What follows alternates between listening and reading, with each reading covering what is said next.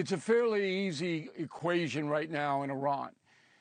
What the Trump administration wants is the Venezuelan model, which is the country does what the USA tells it to do, which is exactly what Venezuela is doing now.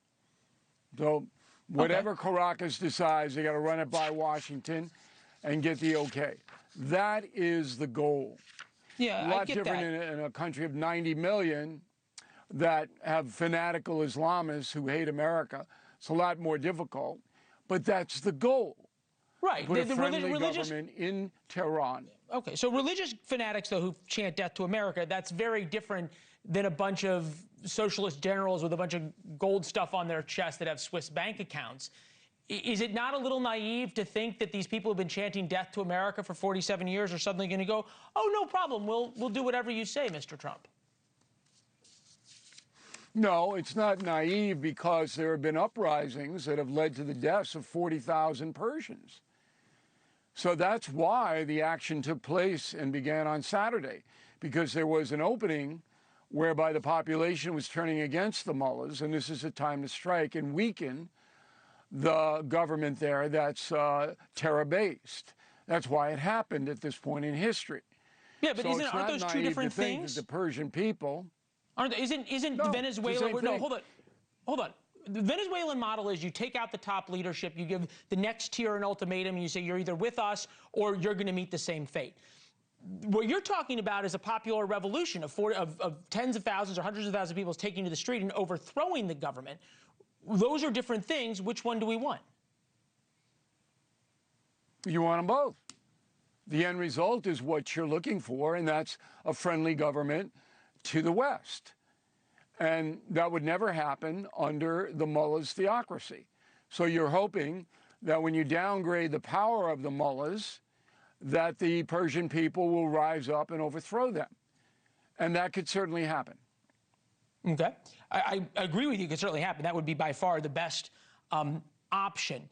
There is a split now. That's best case scenario. Yeah, I agree with you. The best case scenario. There is now a split, particularly on I don't know, call it the far right or the loony right or whatever you want to call it, the Hitler adjacent right, that says that America should not be fighting this war because it is not in our interest. Here is Megyn Kelly today. Take a listen.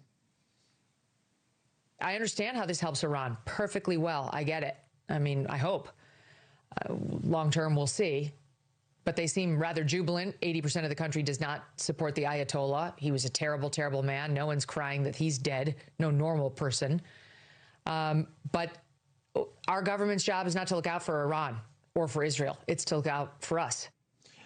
Why is the message from President Trump and others, which seems so painfully obvious, of everything that Iran has done, has the blood of more Americans on its hands than any other government of the past 50 years, why is it people don't want to believe it? They feel as though they have to oppose President Trump for something? I can't figure it out. Well, I'll give you one name, Charles Lindbergh. So exactly in the late 1930s, you had a very robust stay out of Hitler's way movement in the United States. Exactly for the same reasons. Something about the two oceans have given the American people a false sense of security, even in the atomic age. So there aren't very many right-wing isolationists. There are a few. And it's the only thing that the right wing has in common with the left wing. The stay out of everything, let it all happen, and we'll be safe here. Well, we're not safe here. 9/11 proved we're not safe here. And so we went in and destroyed Al-Qaeda and ISIS and that.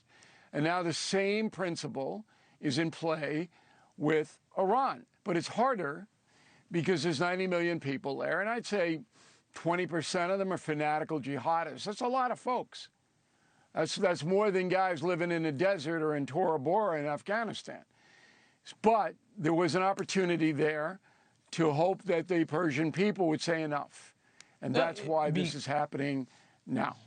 Thank you for watching. Subscribe below and download our NewsNation app right now on your phone, and you will get fact-based, unbiased news for all Americans.